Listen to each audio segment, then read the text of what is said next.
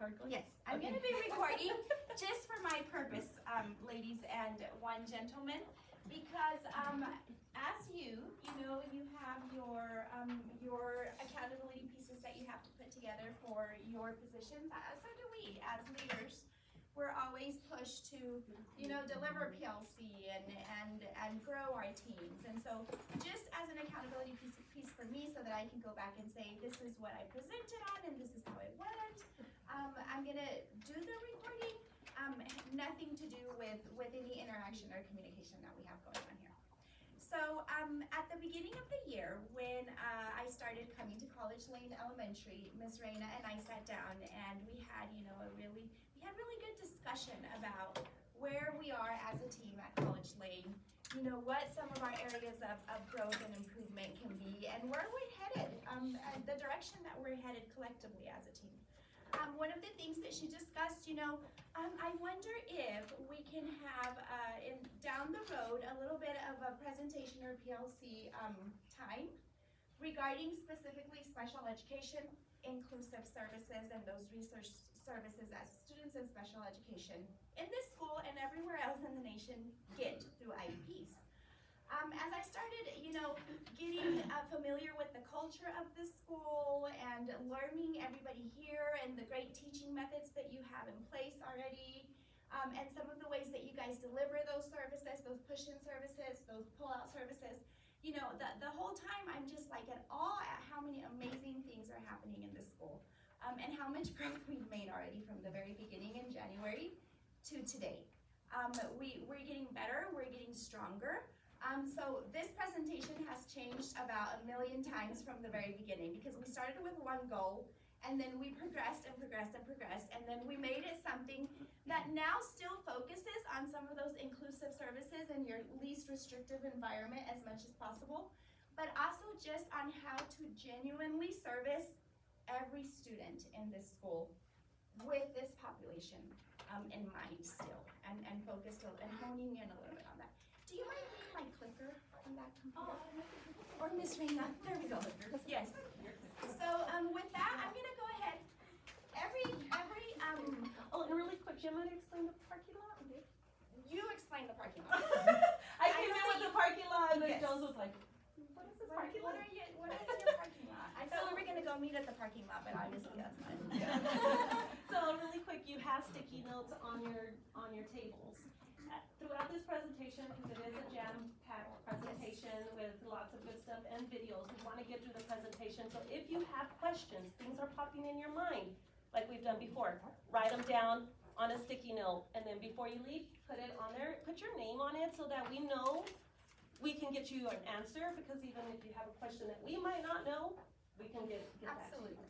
that to you. And please try your hardest to leave feedback, a comment, a question, whatever it is. If it's something that you're like, I don't want to write my name to it, Okay. and it doesn't require follow up, that's fine. You can still write whatever on your post-it. I am welcome all types of feedback so that I can grow myself as well. So every communication class that I've ever taken always tells me that you have to start a presentation with very clear objectives and goals of where we're headed with this time that we have together, and then with a good hook. So I hope that I have those two things very clearly established for you. Today, I hope that you all develop a better understanding of the foundational principles of special education, inclusive practices, and recognize their role in creating equitable learning opportunities for all students. Participants today, I hope, will explore how collaborative efforts among general education teachers, special education staff, and school leaders support the academic, social, and emotional success of every learner in the school.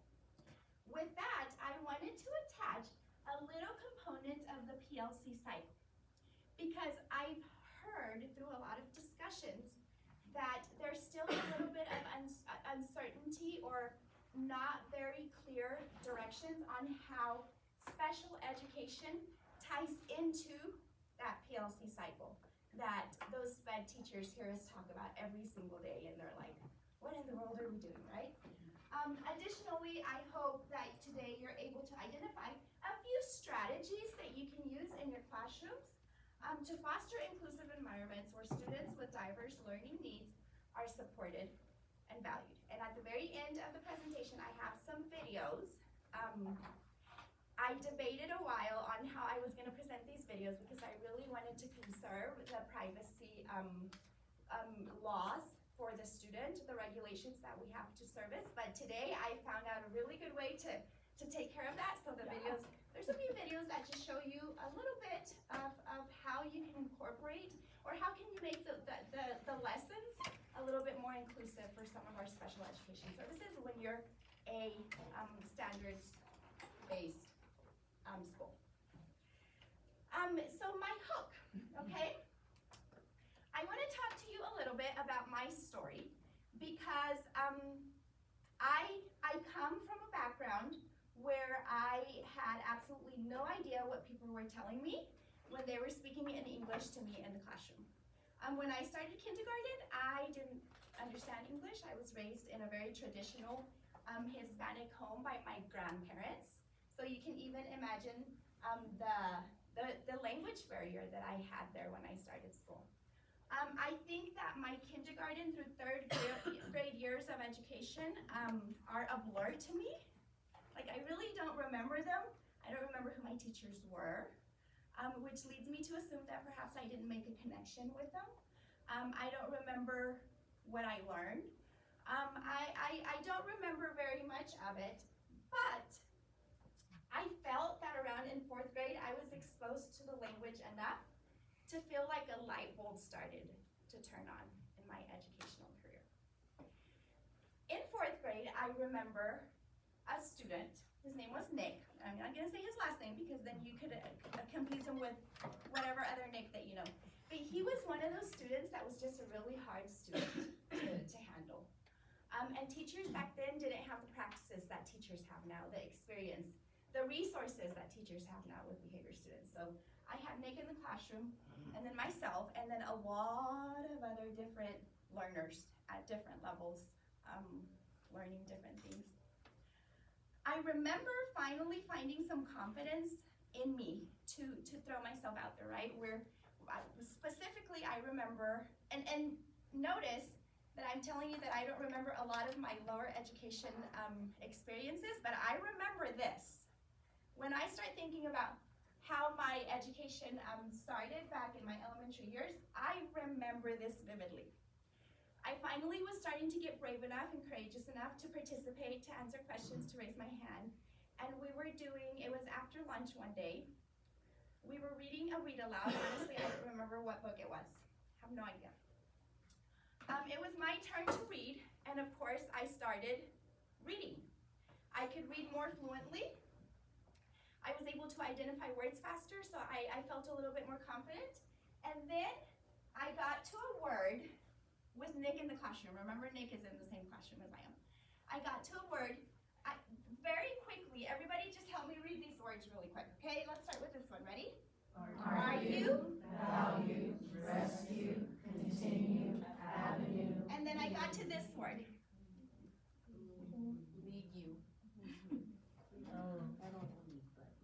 And I had learned these patterns, right? With all of these words, we had practiced them, and then I was reading a read aloud that had something to do with this specific word. And I remember turning page after page, and every time I read that word, I said, lead you. Because that's what I was taught. And then I remember Nick making fun of me the whole entire time I read that word wrong. And my teacher, later in life, I realized she wasn't even paying attention to where I was reading in the book. Or else I would have assumed that she would have corrected me the first time that I said that word wrong. And Nick created such a commotion making fun of me that everybody else started making fun of me, and I kept reading the word wrong, and I did not know what was happening and what I was doing wrong. My challenge was, I think, specifically an English language learner challenge, but it's not any different than the students that you have right now that have a disability in your classroom. I felt just as confused, and I felt just as embarrassed. And so I always think of that experience as of, have you guys ever seen the movie The Day After Tomorrow? That's how much of a catastrophe this was for me as a learner. And I lost every single bit of confidence that I had. I withdrew. I became very quiet. I wouldn't speak very often to my peers, to my teachers, and I wouldn't ask questions. And I just slid underneath the radar for probably a very, very long time. And so when I see these students that we work with every day, I always remember my why. And this is my why. Because I don't ever want to take any of the students that we work with, I don't want to take their confidence away from them. I want to build them up. I want to help them. I always want to advocate them in the right way. And so as we continue to talk today, kind of think of those students in your classroom that are a Nick. That could, I mean, he didn't know how to read either. I can guarantee you his behavior was significant enough, but he didn't care. And then think of the students such as myself that cared that much that I never, ever, ever took that step again and volunteered to read for a very long time. Next. So then that leads me to this slideshow. All of our students have an invisible backpack that they're carrying every single day. Some of them, learners like me, don't understand, still don't understand. We could be exposed to language for a very long time. We still struggle. Past failure, such as myself, confusion, hope, anxiety, confusion, more confusion.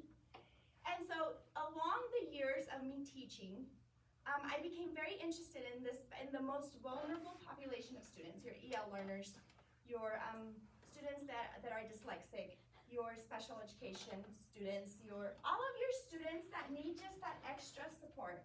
I became drawn to them. And at some point in my career, I left general education and I went first into an interventionist position where I was working with SAT and students in the MLSS.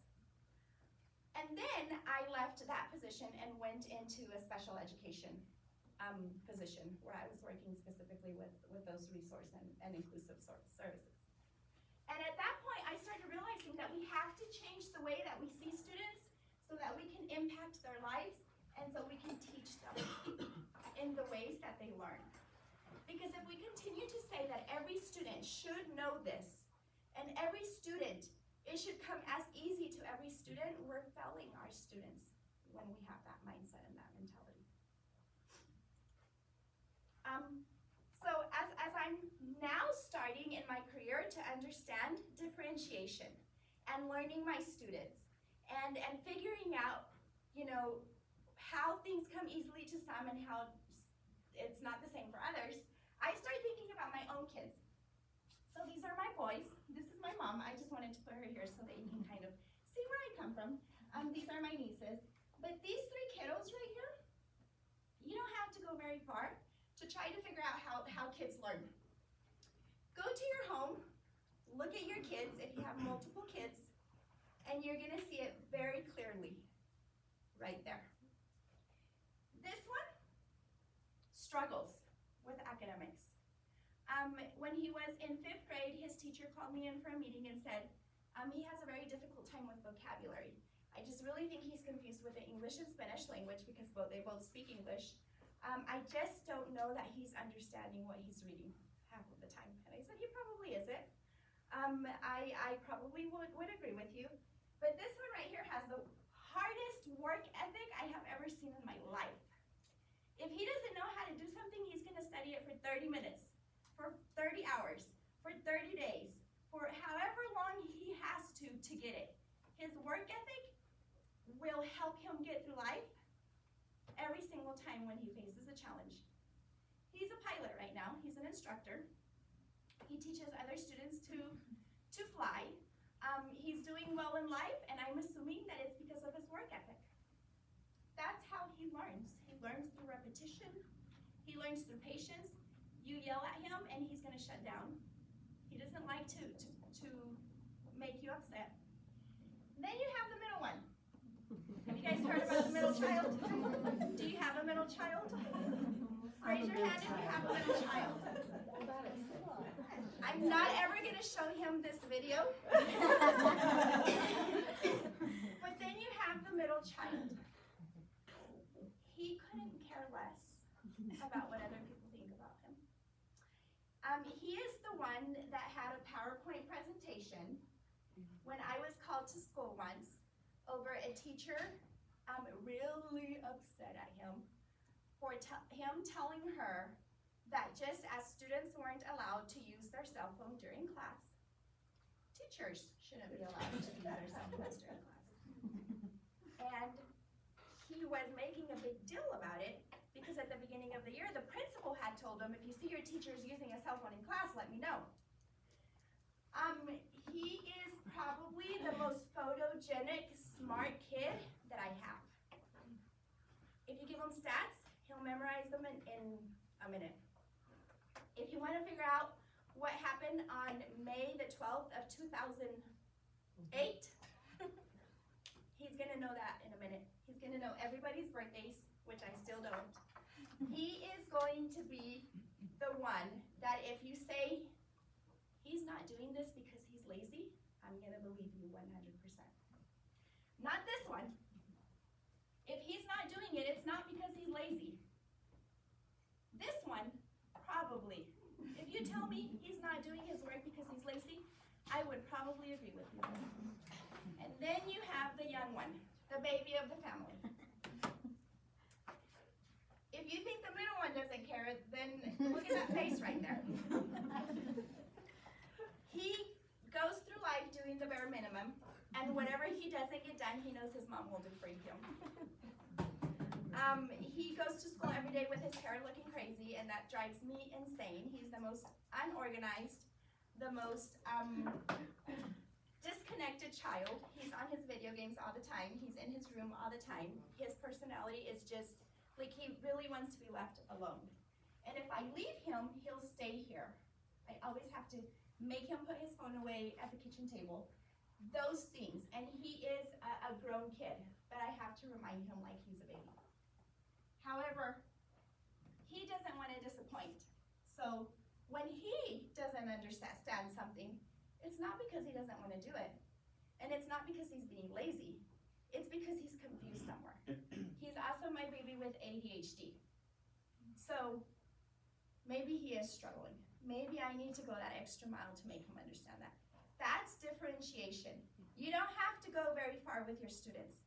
You see it everywhere. You see it at home with your kids.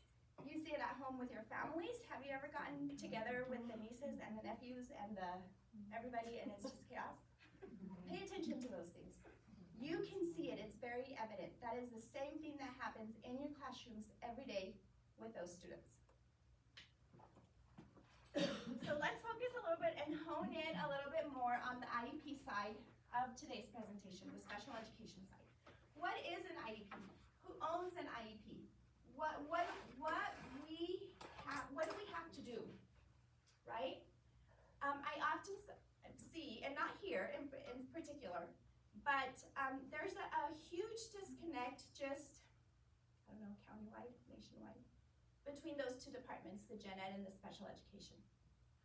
As this slide kind of shows you, there is a team of people that all come together to develop an IEP for a student. It's the parents who are the experts of the children.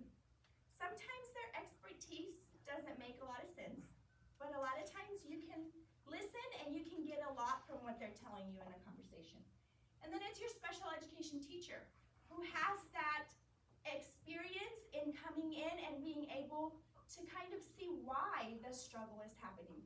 And then you have your general education teacher who has that experience with all the standards and methods of delivery and how students are supposed to progress and where you start and the interventions. And then you have all your related services that come together to service a child with an IEP. How does the PLC cycle tie in to a resource setting, special education, with general education? I'm going to be very honest with you.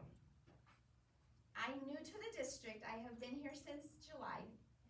When I came into Hobbs Municipal Schools, you talked to me about the learning cycle, and I was like, what in the world are we, like, what is this, right? I started to have to put things together and the way that I learn as well and challenge myself to grow in this area. And then finally in December, I'm like, I get it. I think I understand it. I think it's making sense. I think that I can like figure this out. I've got it. But then guess what happened? I came here. You saw the cowboy. So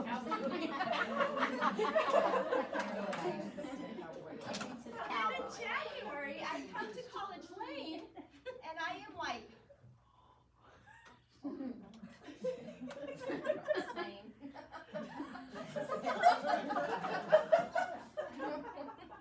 and it makes sense, right? It's all the same thing. I just never in 4 months that I'm here going to remember that. Now, if I come back next year, which is probably not very likely, then I promise that I will spend all summer learning the cowboy way. This is going to be very important. But if you ask me about the PLC cycle, I think that for the most part, I've learned it. I've learned the cycle. And I'm starting to put pieces together myself as well on how that resource special education inclusion services fits into this cycle, right? And how important it is for those resource teachers, those special education teachers, to come in, learn about those standards. They have their goals too, right? They have to work on those IEP goals. But there are some students that I'll rephrase that. Most of our students in special education services have to be going through this process in general education classrooms. At that grade level, with their peers, same content, I know that we probably look at each other and say, how, right? They're so far behind. If we have that resource teacher, gen ed teacher collaboration, you can discuss those standards. You can discuss and create those CFAs with accommodations for those students, right? You can design layer 1 instruction together, and the resource teacher can support it, right? Gen ed can deliver the layer 1 instruction. Resource can come in and support it, right? Because we're on the same page. When that CFA comes out, SPED should come in and say, oh, our kids don't understand it. Even if it's the modified work, even if it's with the accommodations on their IEP, right? If they didn't learn it, then how do we deliver that intervention? And how do we reassess to know that they're there? Standards-based. And I have a very good, important video at the very end of this presentation that's kind of going to piece that together for you. And it's coming together because remember, I'm new to the PLC cycle, so it's coming together barely to me as well. We're learning together. It's coming together just the same as it is for you, right? How do we incorporate that resource inclusion, special education, and make it one, where we're all a team working for that student? So then, we go to the delivery of your services. Of course, we have inclusion services, which are the push-in services. I've done some observations this week, and I've seen some of those resource teachers coming in, and they're working, right? They're pulling some of those kids in your classrooms that you're telling them they need this extra help, they need this extra support. And then we have the resource, the pull-out services. This week, resource has had a plan for testing during their pull-out, so that we're not behind with testing students like we were last month, because remember, we're getting better together as a team, we're learning as a team, we're showing grace as a team, and hopefully by the end of this week, with the exception of students that were absent, we're gonna have that out of the way. It's working, it's coming together. But it's not two separate entities with the third one by itself over there. General education over there by itself. It's a team. This is a team job. This is a teamwork. That collaboration that has to happen between teachers, right? To know where those students are at. Oh, sorry. You're fine. Oh, am I good? Yeah, you're fine. Okay. I think so. I can go back. And then let's talk a little bit about the related services, because when you're working a special education schedule, these are important pieces that we have to keep in mind. You have to keep in mind that some students get pulled for that speech and language service. Some kids get pulled for extra social work, right? It's in their IP. Some kids get pulled for OT, and then they get pulled for physical therapy, right? Most of those kids are in a different setting, but some students are receiving a lot of services, a lot. And for general education teachers, that's overwhelming. Because you tell yourselves every day, here I am delivering the instruction, here I am trying really hard, and then sometimes they just get what? Pulled from the classroom. And then when they come back, I'm having to catch them up, and then so all of those things are kind of the systems that I want us to start looking into, to start working on how we can solidify some of those things. How can we have that collaboration and communication to where we're all working towards the same goal, we're honing in towards the same goal, instead of resource having one goal, gen ed having another goal. And then those students are now having to learn more than your gen ed students, right? So how can we really hone in on, I think right now, that communication and that getting on the same goal, which would probably include some of our SPED teachers going into what? CPTs, and having that collaboration. You can go to the next one. Okay. And so I think we're kind of getting towards the end because I don't want to lose your focus. But when I was, the years that I worked in special education, I had to start like really focusing on my mindset, because I'm going from gen ed to special education. And really, I understand some of these thoughts that go through our mind. And some of these myths and misconceptions that we have as teachers sometimes, you know? A myth. These students are just lazy. What did I just tell you about my own kids, right? You have to know your students enough to know, are they lazy? Are they not understanding? Is the behavior because they have no idea what's going on around them? One kid, you tell me they're lazy, I'm probably gonna believe it. I'm not saying that. I'm not saying that all kids are not lazy when they're not doing their work.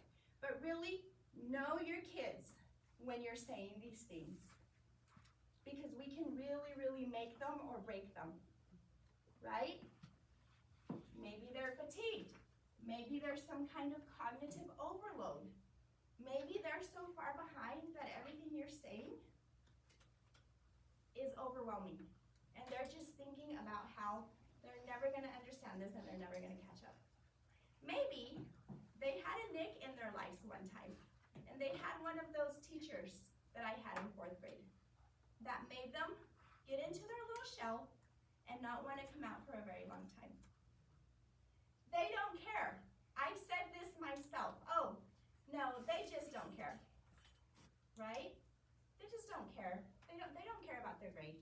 The parents don't care either. I've tried calling, they just don't care. I think probably some teachers in middle school said that about me. They don't care. She doesn't care. But you know what? I was not gonna step into that hot seat again and have another Nick make fun of me and another teacher that did not help me when I was drowning. They should know this by now. I have taught it over and over and over and over again. We've talked about it. We've said it. We've talked about it a whole 3 times. They should know this by now. Repetition creates clarity and comprehension. Whenever you tell yourself they should know this by now, ask yourself just this very simple question. How many times have I taught it to them? I know there's a secret number of how many times we need to see something to retain it. Do y'all know it? Secret number? That's gonna be your homework. Tomorrow, due 7:30. Tomorrow. They should know this by now. Ask yourself, how many times have you taught it? Right? And how many times have you assessed it? And how many times have you gone back to it to make sure that it's retained? And for your ELs, how many more times do you have to teach it past your gen ed class? And for your students with cognitive disabilities, how many more times even then do you have to teach it? Or how do you modify it so that they learn the skill? And we can reframe some of these things. We can start speaking differently. For example, he, she won't do the work. They probably don't know how to do the work. And yes, I'm telling you, I understand that there are some of those students that, like my little middle one, right? She seeks attention. There are many, many reasons why kids or children seek attention. Many. Some of them it's because they're just little brats that are used to getting the attention at home. But I can guarantee you most of them are for a different reason. He can't do the grade level work. Yes, I would agree, right? Because we need to scaffold it for them so that they can get there at one point. Especially your vulnerable populations, your special education students, your EL students, right? I think we can go to the next one.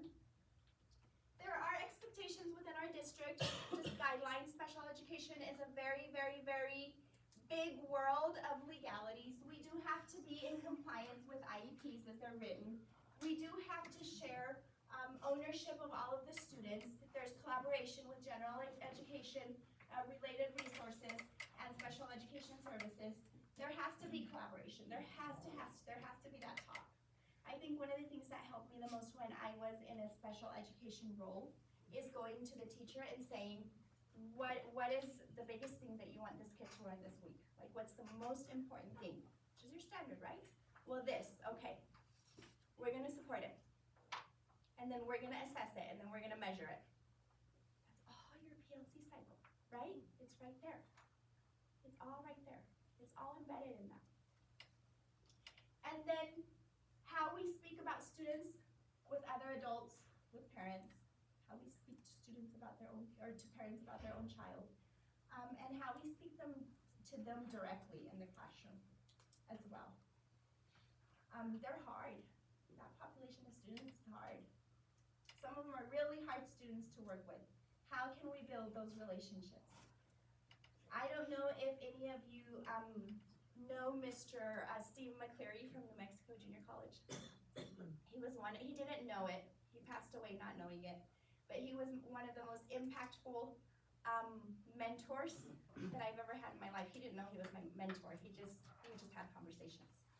And he was the greatest thing that ever happened to New Mexico Junior College. And he told me one time during one of our relationships, that man, I only would have to, I had one conversation with him about my own kids and what they were doing in life. And every time he saw me after that conversation, he knew all of my kids' name. He knew what they were doing. And he would ask me, how is this one doing in flight school, right? How is this one doing at school? I know he was struggling last time. He paid attention to everything you said. Steve McCleary was a leader, probably one of the best leaders we've had in this area, and he's shaped a lot of my leadership career. And one of the things that he told me before he passed away that stuck in my mind is that as a leader, what's important is not the programs that you build, but the relationships that you form with people. Because if you have those relationships and those resources available to you, the programs will come. And so you focus on those relationships. And it's the same thing with those students that we're servicing every day and with their parents. And that collaborative work that we're doing as colleagues. So, very quickly, I don't know, that happened when I transferred it to an Excel or to a PowerPoint. I hope that these videos work well. They're very short, brief videos of ways that we use services in the classroom. The first one, let's start with the first one before I describe them all. This is a little kiddo Oh, this is the thank you slide before we start the videos. If we change the way we teach them, we're going to change their lives. The first video, this kiddo right here, and I don't have him blurred out because he does. Miss Reina, Sorry. you're spoiling. I'm failing here. And did you see how I'm not gonna remember the cowboy way of that PLC, but I am incorporating the lasso so that I don't get in trouble and get docked points for this presentation. I will not dock you points. So this kiddo right here, second grade last year, this is a resource setting. So we pulled him one-on-one, nonverbal, autistic, didn't speak a word when he came into this classroom at the beginning of the year. And this is one of our paras that was working with him. We pulled his speech goals. We pulled his, we talked to the teacher, what is one of the goals that we want to make sure that he can do by the end of whatever. I don't remember if it was this week, if it was this year, whatever. In an IEP meeting, we had talked to mom and dad said if they can learn how to say mama, or if he can learn how to say mama or papa this year, that's gonna be the biggest growth for him. We said, okay. So I had my para working with him as a team with our speech and language provider. Are you ready? It's gonna be very quick. Listen or else you'll miss it, but you're gonna love it. I'm gonna make sure Okay, volume's all Miss the way Reina, up. turn it up. Okay.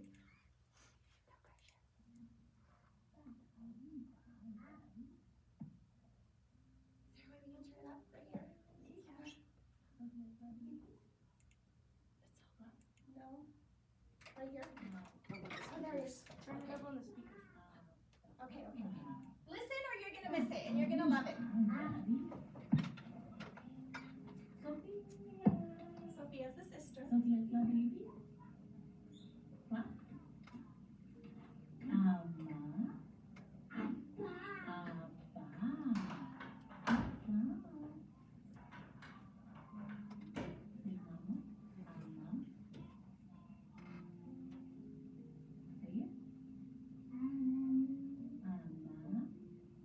Look at me.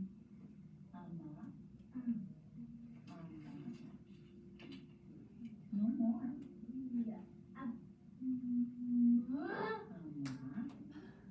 Now we're gonna say daddy.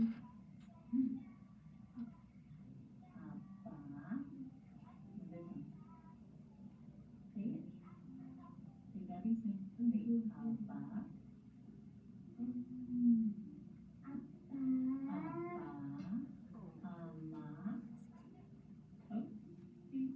These parents said if he can say ama and apa by the end of the year, that will be the biggest milestone he makes because he was nonverbal, didn't speak, nothing.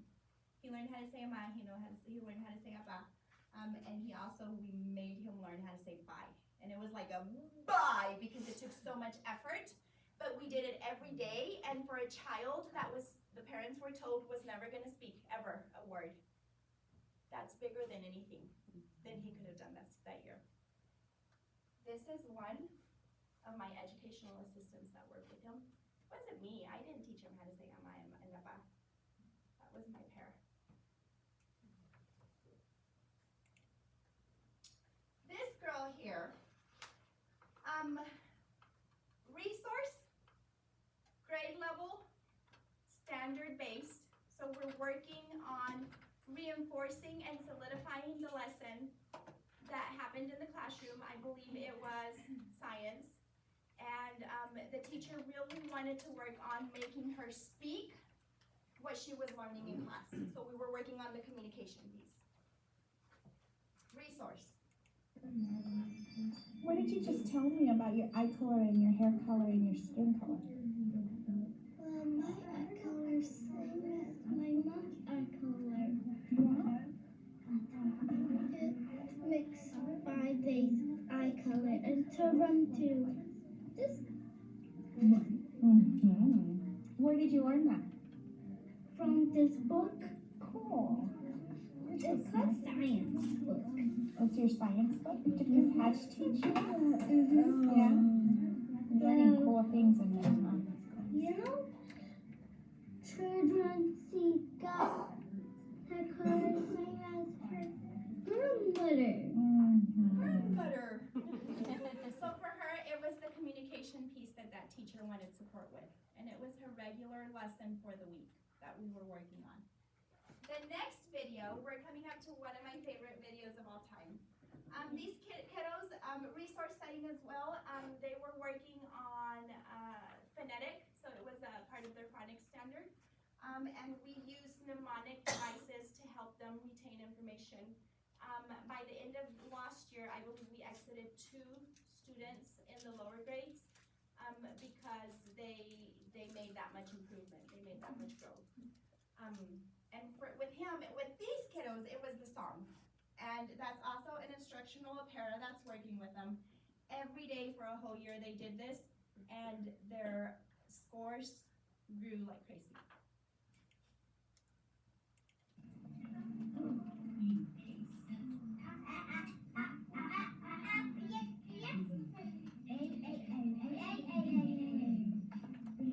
This specific song taught them all of the sounds for all of the letters, not just the main sound.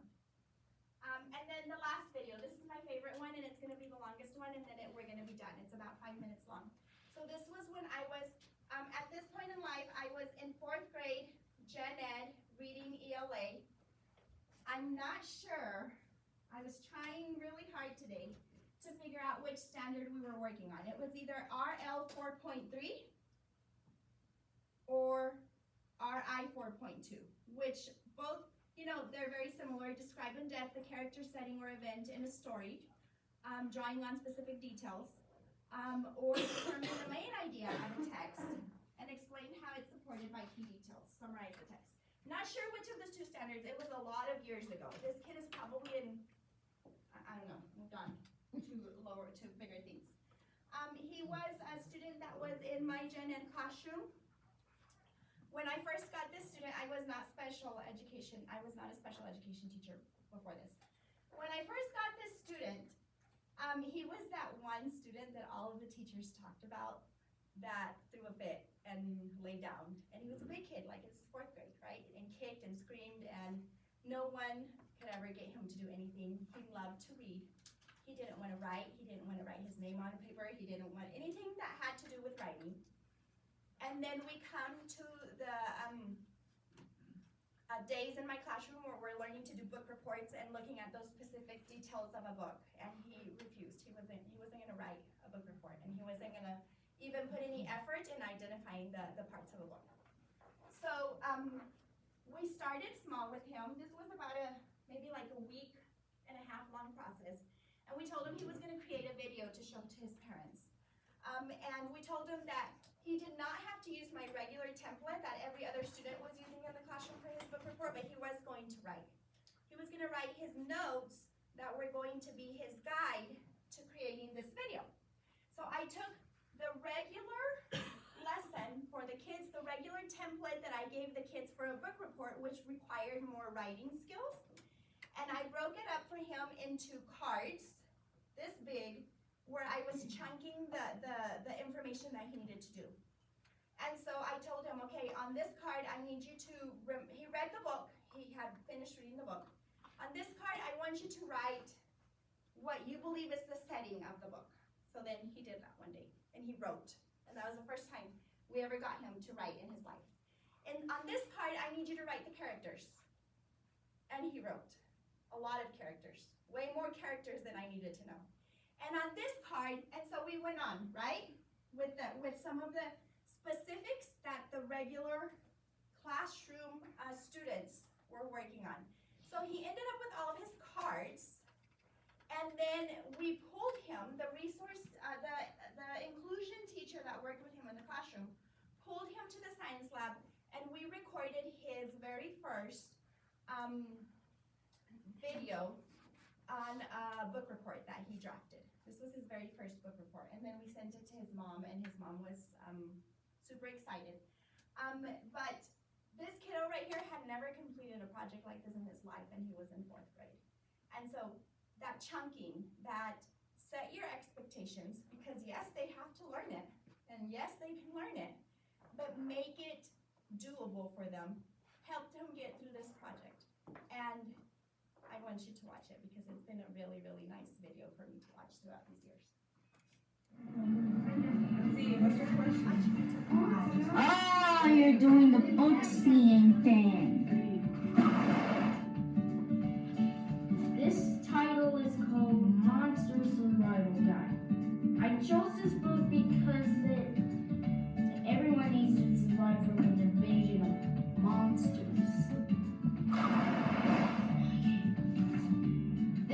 The author of this book is Susan Lurie. The characters of this book is the Haunted Mask, the Werewolf of Fever Swamp, the Abominable Snowman of Pasadena, the Scarecrows, the Rhinos, the Creeps, the Bugoni, the Praying Mantis, the Executioner, the Graveyard Ghouls.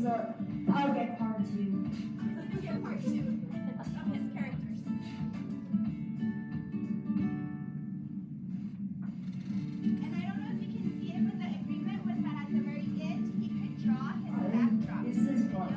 And he drew a backdrop. I think the Pumpkinheads, Fifi the Vampire Dog, Madame Doom, the Blob, Captain Robin, was not gonna tell him to stop writing. Murder the Clown, Coco Coco Doom. Now part 3. The Snake Lady, the Mummies, Count Nightwing, Mud Monsters, the Invisible Boy, the Body Squeezers, Professor Shock, Slappy, the Haunted Car, and Annihilator 3000. And these I have to stack all the character cards. The genre of this book is fiction. Why this book is fiction? Because the movie isn't, well, the monsters that are causing chaos is not real. So the settings of this book is the graveyard, the cafeteria, the amusement park, and my hometown. Problem is, monsters are causing chaos. At the beginning, it starts with Zach Cooper telling about the story. Then they talk about all the monsters. The monsters are creepy and disgusting. And at the end, they zap and the monsters into the book Haunted Halloween. My favorite part is about Slappy. Why is this my favorite part? Because dummies are big, cool, but I like dummies. Well, then. My least favorite part of this book is Horror Hands. Because he has claws, he scratches anything that comes his way. I hope you like my video. So, bye-bye.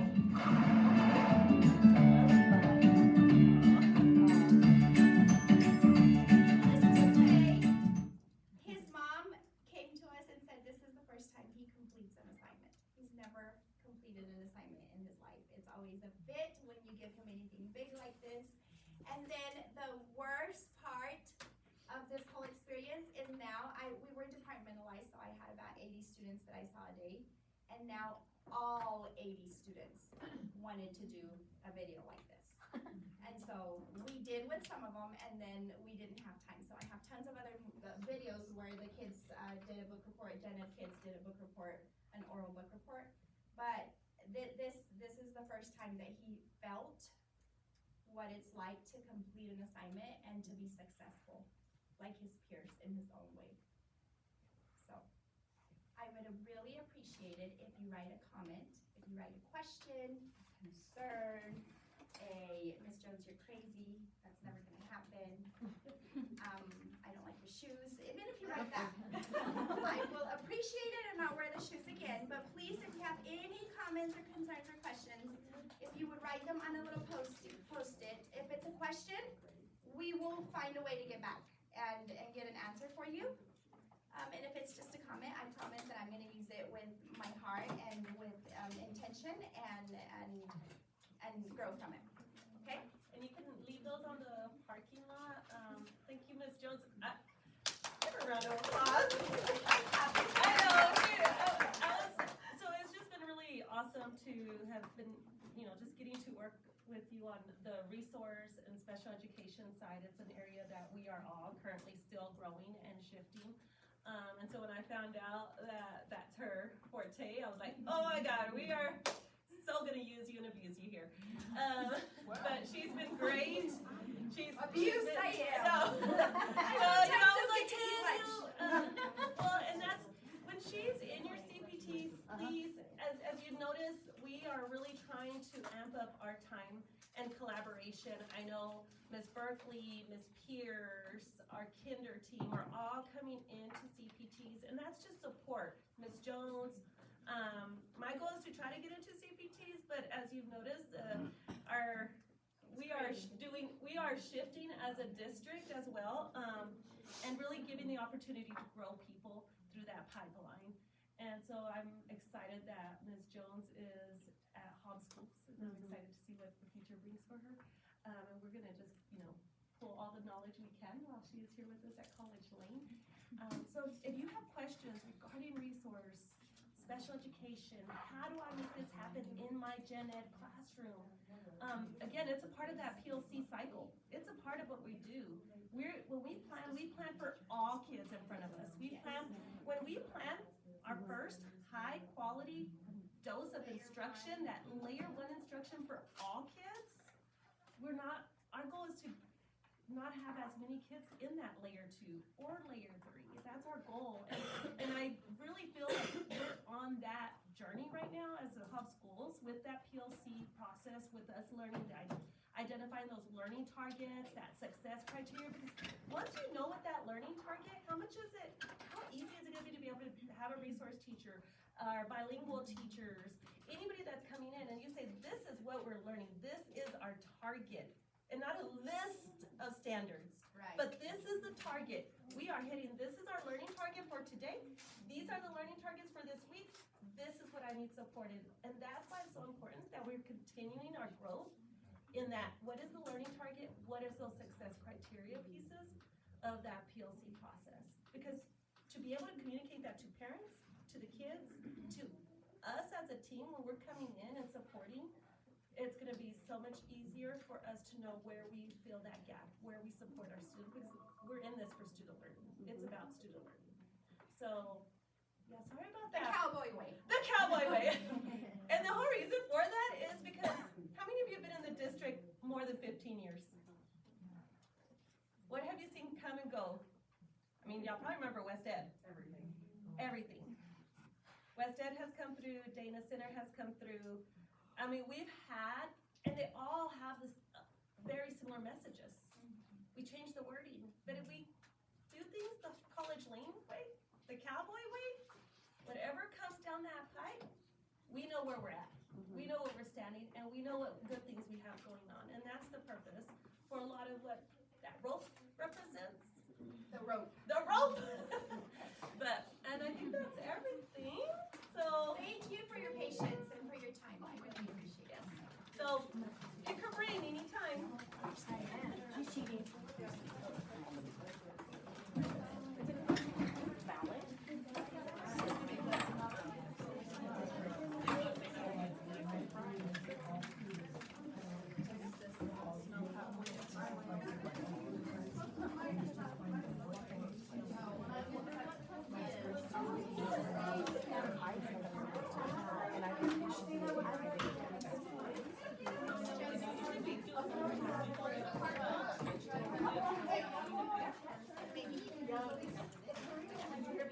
One student that you're gonna change his.